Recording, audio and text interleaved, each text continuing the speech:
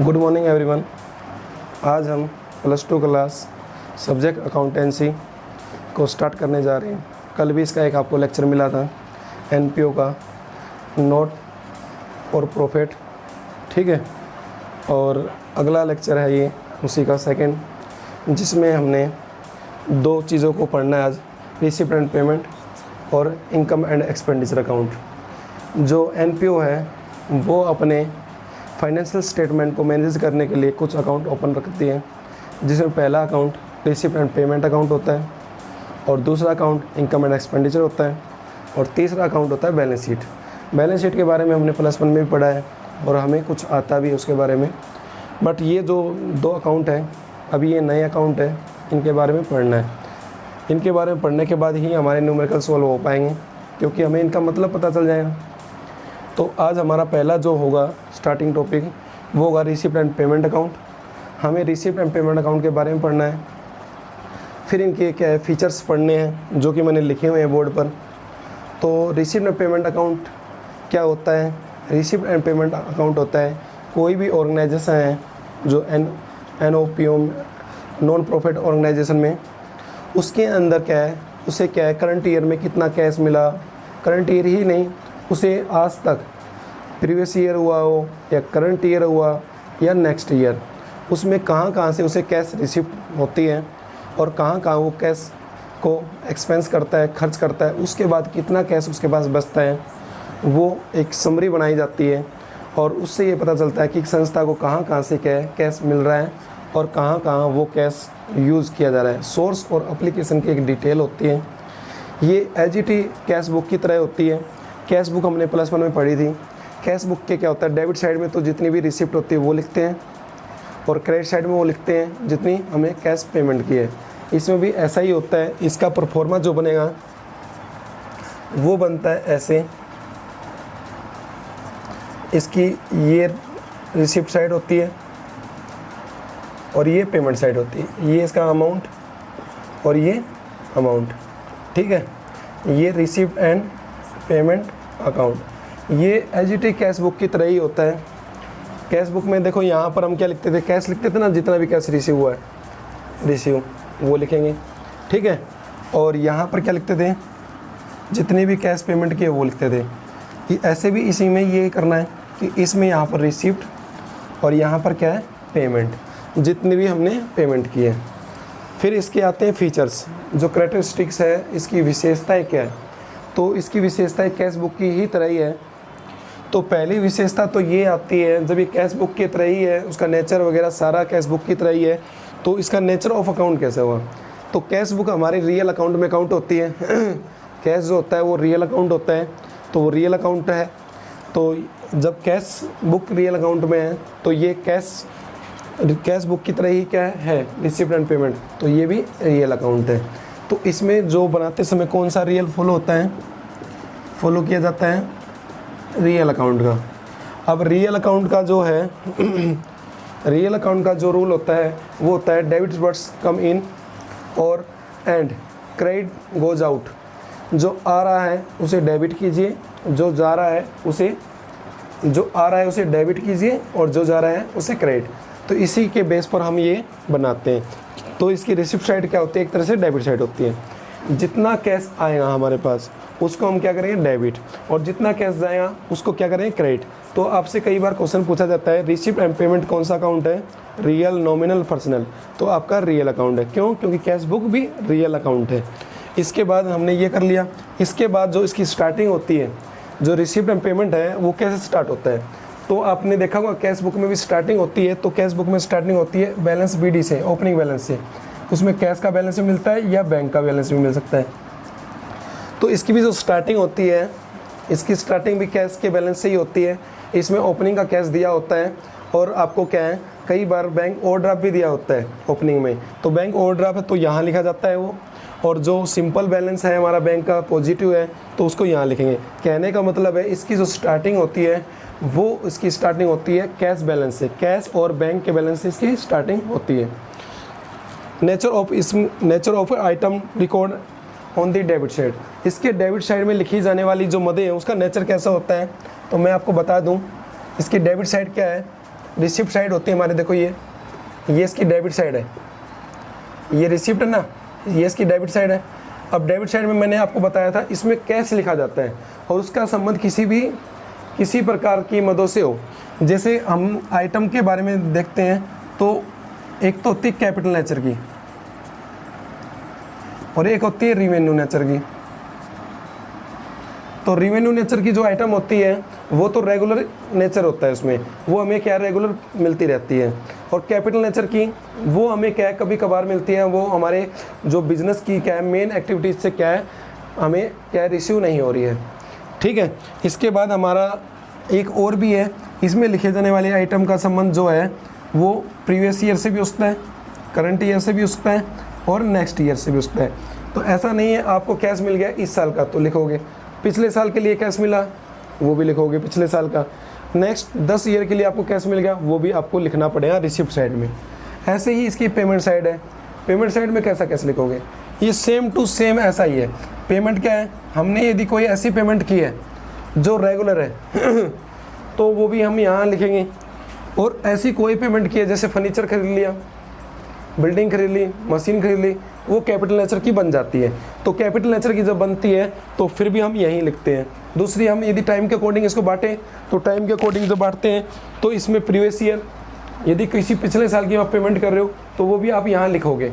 दूसरी बात, payment current year की हो, इसी साल की पेमेंट कर रहे हो, यदि कैश में कर रहे हो तो फिर भी यहाँ लिखे जाएंगे। नेक्स्ट ईयर आने वाले किसी भी साल की आप पेमेंट कर रहे हो बट वो कैश में है तो फिर भी ये लिखी जाएंगी। तो कहने का मतलब पेमेंट हो वो किसी भी साल की हो किसी भी नेचर की हो तो इसमें लिखा जाएगा, बट कंडीशन ये है कैश में हो, क्योंकि कैश बुक बना रहे हो, received and payment cash book के ही इक्विवेलेंट है तो आप क्या बना रहे हो, कैश बुक ही बना रहे हो, ये सोचो। इसके बाद इसकी जो स्टार्टिंग होती है वो आपको मैंने बता दिया ओपनिंग से। तो इसकी क्लोजिंग बैलेंस में क्या निकलता है, इसकी जो क्लोजिंग बैलेंस है वो क्लोजिंग ही कैश या बैंक का बैलेंस निकलता है। देखो आपने कैश बुक के बारे में पढ़ा था तो कैश बुक के बारे में रिलेट करेंगे तो हमें ज़्यादा समझ में आएगा। तो यहाँ पर बैलेंस बीडी किसके, कैश के और बैंक के। तो यहाँ क्लोजिंग किसके निकलते थे, कैश के और बैंक के बैलेंस निकलते थे ना। तो यहाँ पर भी जो क्लोजिंग बैलेंस होगा वो क्या शो करेगा, क्लोजिंग बैलेंस शो करेगा आपका क्या है, कैश का या बैंक का। तो इसका मतलब हम कह सकते हैं कि जो रिसीव्ड एंड पेमेंट है उसका फाइनल जो आंसर आता है वो किस में आता है, कैश में या बैंक में आता है। ठीक है, इसके बाद हमारा क्या होगा, इसमें नॉन कैश आइटम का रिकॉर्ड नहीं किया जाता। नॉन कैश आइटम का मतलब ऐसी आइटम जिसमें कैश ना हो, ऐसी कोई भी एंट्री जिसमें कैश इफेक्ट ना हो या कैश ना आया हो। जैसे कौन सी, डेप्रिसिएशन की, इंटरेस्ट की, ड्यू की एंट्री, आउटस्टैंडिंग की, प्रीपेड की, अक्रूड इनकम की, अनअर्न्ड इनकम की, ऐसी इनकम जो ऐसी एंट्रियां बनती है इसमें कैश इफेक्ट नहीं करता है। तो कैश इफेक्ट नहीं करता तो आप कैश बुक में कैसे लिख दोगे, जब कैश बुक में नहीं लिख सकते तो रिसिप्ट एंड पेमेंट में भी नहीं लिख सकते। कहने का मतलब यही है कि आप इसके अंदर नॉन कैश आइटम को नहीं लिख सकते, जिसमें कैश इफेक्ट ही नहीं कर रहा तो उसमें रिसिप्ट एंड पेमेंट में कैसे लिखोगे। तो हमारा ये एक फीचर्स हो गया। इसका पर्पज़ क्या है, इसका ऑब्जेक्ट क्या है, उद्देश्य क्या है। हर संस्था ये जानना चाहती है एंड ऑफ ईयर के कि उसके पास कितना कैश अभी क्या अवेलेबल है, उसने स्टार्टिंग में कितना अवेलेबल था, उसे कहाँ से उसे जो सोर्स हुए जो कैश मिला, और उसके बाद हमने उस कैश को कहाँ यूज़ किया, और यूज़ करने के बाद फाइनली आपके पास कितना कैश अवेलेबल है, वो ही क्या है फाइंड आउट करना चाहती है कोई भी ऑर्गेनाइजेशन। इससे क्या फ़ायदा होता है, क्या बेनिफिट होता है। ऑर्गेनाइजेशन क्या है फ्यूचर के लिए क्या है अपनी प्लान कर सकती है कि हमारे पास इतना कैश है और हम इन चीज़ों में अपना कैश इन्वेस्टमेंट कर सकते हैं। कई बार संस्था के पास कैश नहीं होता बट प्रॉफिट होता है, कई बार संस्था के पास प्रॉफिट बहुत कम है पर कैश की क्या अवेलेबल फुल्ली है। तो हम ये जान सकते हैं इसमें कैश हमारे पास एट ए प्रेजेंट टाइम कितना है। तो मैंने आपको क्या है रिसिप्ट एंड पेमेंट के बारे में बता दिया है। ठीक है, इसके बाद कौन सा होगा, इसके बाद आएगा आपका कौन सा, income and expenditure. Income and expenditure किसकी तरह होता है, इनकम एंड एक्सपेंडिचर आपके P&L की तरह होता है। क्योंकि देखो इनकम एंड एक्सपेंडिचर का मतलब है आपकी आय या व्यय के बारे में फाइंड आउट करना। तो ये पूरी तरह से P&L अकाउंट के ऊपर बेस्ड है। P&L अकाउंट का जो मेन ऑब्जेक्ट होता है नेट प्रॉफिट नेट लॉस क्या है फाइंड आउट करना होता है। ऐसे ही देखो जो NPO है नॉट प्रॉफिट ऑर्गेनाइजेशन है वो भी क्या चाहते हैं, एंड ऑफ ईयर के अंदर क्या है, फाइंड आउट करना चाहते हैं कि उन्हें कितना सरप्लस हुआ, कितना डेफिसिट हुआ। तो उन्हें कोई ना कोई अकाउंट क्या प्रिपेयर करना ही होगा। तो प्रिपेयर करने के लिए उसने क्या करना पड़ेगा, P&L तो बना नहीं सकती, क्योंकि P&L कौन बनाते हैं, जो कंपनी या जो ऐसे ऑर्गेनाइजेशन जो प्रॉफिट अर्न करने के लिए क्या है, स्टेबल हुए हैं या उनका फॉर्मेशन हुआ है। तो ये तो क्या नॉट प्रॉफिट है, तो ये ऐसा अकाउंट टू सेम बना नहीं सकती। बट ऐसा अकाउंट, ऐसी चीज़ें क्या फाइंड आउट करने के लिए क्या इन्होंने एक अपना अकाउंट बनाया हुआ है, जिसको हम कहते हैं income and expenditure account. Income and expenditure account को हम कह सकते हैं ये P&L अकाउंट की तरह एजिटी होता है। और P&L अकाउंट हमें क्या देता है, सरप्लस या नेट प्रॉफिट, नेट लॉस, इससे फाइंड आउट होता है हमारा क्या, सरप्लस या डेफिसिट। सरप्लस का मतलब है आपकी प्रॉफिट और डेफिसिट का मतलब होता है कमी, तो कमी का मतलब लॉस। इसके भी किस फीचर्स हैं, तो इसका नेचर ऑफ अकाउंट देखो, आपको ये मैंने बताया अभी, ये एजिटी कैसे है, P&L अकाउंट की तरह है। तो P&L कौन सा नेचर है, P&L से देखो क्या चीज़ फाइंड आउट हो रहा है, नेट लॉस या नेट प्रॉफिट। जिस भी चीज़ में जो भी अकाउंट आपका नेट लॉस या नेट प्रॉफिट फाइंड आउट करता है उसे नॉमिनल अकाउंट कहते हैं। तो इसमें भी देखो सरप्लस या डेफिसिट, लाभ, आधिक्य या कमी, तो ये भी हमारी तरह से एक लाभ हानि होगी। तो ये जब आपका क्या है नॉमिनल अकाउंट है, तो वो कौन सा अकाउंट होगा, नॉमिनल अकाउंट ही होगा। ठीक है, नॉमिनल अकाउंट का नियम क्या है, debit all expenses and losses and credit all income and profit. ठीक है, कहने का मतलब जितने भी लाभ हो या जितने भी खर्चे हो रहे हैं उनको हम क्या करते हैं, डेबिट करते हैं, और जितने भी इनकम है या जितने भी प्रॉफिट है या जितने भी गेन है उसको हम क्रेडिट कर रहे हैं। तो इसका अकाउंट भी ऐसे ही बनेगा। देखो P&L अकाउंट मैं बना के दिखाता हूँ एक बार। P&L account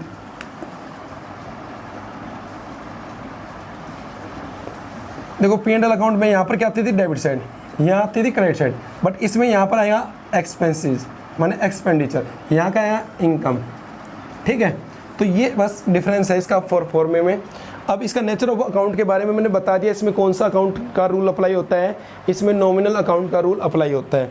nature of item record, इसमें कौन सी आइटम को रिकॉर्ड किया जाता है। देखो आपको P&L में देखो करंट ईयर के आइटम को ही रिकॉर्ड किया जाता है, क्योंकि आप प्रॉफिट किसका आप फाइंड आउट कर रहे हो, करंट ईयर का प्रॉफिट आप फाइंड आउट कर रहे हो। तो आप करंट ईयर की इनकम को करंट ईयर के क्या एक्सपेंसेस से मैच करोगे, जब भी तो आपको करंट ईयर की इनकम मिलेंगे। मान लीजिए आज मैंने कितना कमाया, आज मैंने मान लीजिए 500 रुपये कमाए, पर उसको कमाने के लिए मैंने कितना 300 रुपये खर्च किया, तो मैं क्या करूँगा 500 में से क्या है 300 को लेस कर दूंगा, तो 200 क्या हमारी इनकम आ जाएंगी। तो ऐसे यदि मान लो मैंने कोई आज और खर्चा किया पर उसका संबंध आज से नहीं है, कल से है, तो मैं आज वाली इनकम में से नहीं घटाऊंगा। तो हम ये कह सकते हैं कि इसमें जो भी आइटम लिखी जाती है, इसकी रिसिप्ट साइड हो या ना इसकी इनकम साइड हो या एक्सपेंडिचर साइड हो, इसमें लिखे जाने वाली आइटम का जो नेचर होता है वो केवल रिवेन्यू नेचर होता है। रिवेन्यू नेचर की रिसिप्ट हो सकती है, रिवेन्यू नेचर के एक्सपेंसेस हो सकते हैं। हमें प्रॉफिट का पता करने के लिए क्या करना पड़ता है, रिवेन्यू नेचर की रिसिप्ट में से रिवेन्यू नेचर के एक्सपेंसेस को लेस करना पड़ता है। जो भी डिफरेंस आता है तो हम उसको प्रॉफिट, सरप्लस या डेफिसिट बोलते हैं। इसके बाद क्या है, ओमिशन ऑफ क्या है, opening and closing balance of cash. इसका जो बैलेंस होता है वो कैश, इसमें क्या होता है कि इसके अंदर जो कैश बुक का जो बैलेंस आता है ना, हमारे जो रिसिप्ट एंड पेमेंट बनाई थी उसके बैलेंस को नहीं लिखा जाता, या क्लोजिंग हो या ओपनिंग हो। आपने कभी देखा है कि कैश बुक बनाई हो और P&L बना रहे हो और कैश बुक का बैलेंस P&L में लिखा हो? कैश बुक का बैलेंस हमेशा जाता है बैलेंस शीट के अंदर। इसलिए हम ये कह सकते हैं कि इसमें वो चीज़ें छोड़ दी जाती है जो कैश बुक के बैलेंस में है। इसके बाद एडजस्टमेंट, आपने हमेशा देखा होगा कि P&L के अंदर एडजस्टमेंट होती है। +1 का एक चैप्टर था एडजस्टमेंट का, उसमें हम देखो P&L में ट्रेडिंग अकाउंट में एडजस्टमेंट करते थे ना। कभी आपने देखा है +1 के अंदर कि कैश बुक में एडजस्टमेंट हो रही हो? P&L में देखो आउटस्टैंडिंग की, प्रीपेड की, डेप्रिसिएशन की, interest on drawing, interest on capital, ऐसी डिफरेंट टाइप के एडजस्टमेंट हम करते थे। बट क्या है, एडजस्टमेंट क्या है इसमें की जाती है, क्योंकि ये इनकम एंड एक्सपेंडिचर है ना, P&L में भी करते तो ऐसे। मैं ये कह रहा हूँ कि रिसिप्ट एंड पेमेंट में कोई एडजस्टमेंट नहीं होती थी, बट P&L में होती थी ना, तो ये P&L अकाउंट की तरह ही है, तो इसमें भी एडजस्टमेंट की जाएंगी।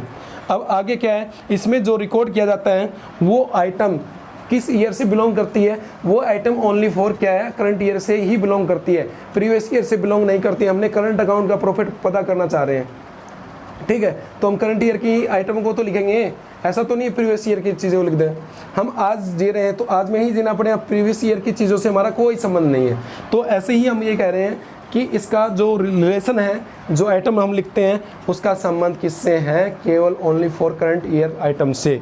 पर्पज़ क्या है आपका P&L का, जो पर्पज़ है, क्या पर्पज़ है बताओ, नेट प्रॉफिट नेट लॉस को क्या है, फाइंड आउट करना। ऐसे ही इसका भी ऑब्जेक्ट क्या है, इसका भी ऑब्जेक्ट यही है कि सरप्लस और डेफिसिट को फाइंड आउट करना।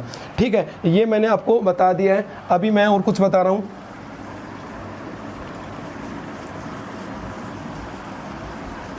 जब इसके न्यूमेरिकल स्टार्ट हो जाएंगे तो आपको फ़ायदा होगा। देखो एनपीओ कौन कौन से अकाउंट बनाती है, पहला अकाउंट रिसीव्ड एंड पेमेंट, दूसरा अकाउंट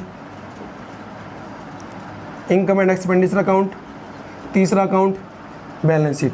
बैलेंस शीट इसमें दो बनती है, एक ओपनिंग बनती है ओपनिंग बैलेंस शीट, और एक कौन सी, क्लोजिंग बैलेंस शीट। तो दो बैलेंस शीट बनती है इसमें तीन अकाउंट क्या है, एनपीओ क्या है, प्रिपरेशन करता है अपने फाइनेंशियल को, क्या है रिप्रेजेंट करने के लिए गवर्नमेंट की जो लीगल एक्टिविटीज़ है उसको क्या है माने दिखाने के लिए सरकार को। सरकार यदि मान लो कोई चीज़ मांगती है एविडेंस के रूप में, डॉक्यूमेंट्स के रूप में, तो ये तीन अकाउंट क्या है प्रिपेयर किए जाते हैं। अब हमारा डिफरेंसेस के बारे में हम कल पढ़ेंगे, जो आज हमने पढ़ लिया। अब डिफरेंस में कोई दिक्कत नहीं है, डिफरेंस बहुत जल्दी हो जाएंगे। ठीक है, आज के लिए इतना ही।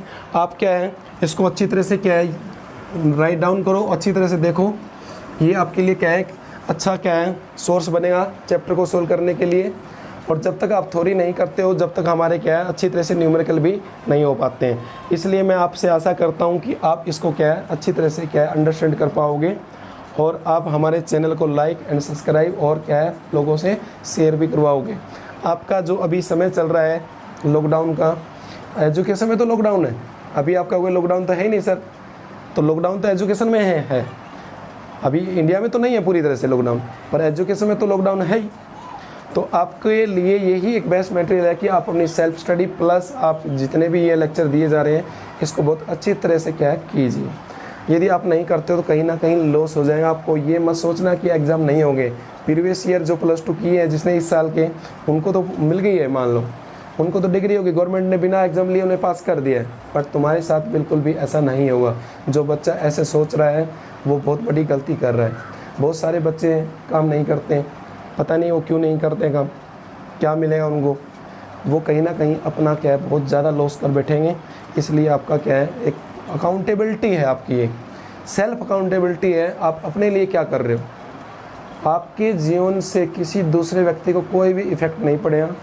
इसलिए आप अपनी पढ़ाई करोगे तो आपके जीवन में ही सुधार होगा। आपके लिए वेरी वेरी इंपॉर्टेंट समय है ये। आपने यदि ये टाइम मिस कर दिया तो आपको देख लो मार्च में बड़ी प्रॉब्लम होने वाली है। फिर आपको कहोगे शायद पढ़ लिया होता तो आज रिजल्ट कुछ और होता। तो मैं यही कहूँगा, ज़्यादा आपको समझाने की ज़रूरत नहीं है। अब ना तो बच्चे हो, छोटे बच्चे हो, मान लो उनको पीट कर उनको समझा भी दो, तुम्हें कैसे है, तुम्हें खुद की अंडरस्टैंडिंग होनी चाहिए। जब तक आप क्या है खुद एक्टिव नहीं होगे ना तो आपको कोई भी बाहर से एक्टिव नहीं कर सकता। आपका खुद का एक मोटिवेशन होना चाहिए कि मेरी आज ये एम है। ठीक है, तो आपका अपना एम बनाओ और रोज़ रेगुलर पढ़ो, आपके लिए बहुत बेनिफिशियल होने वाला है। आज के लिए यही, थैंक यू।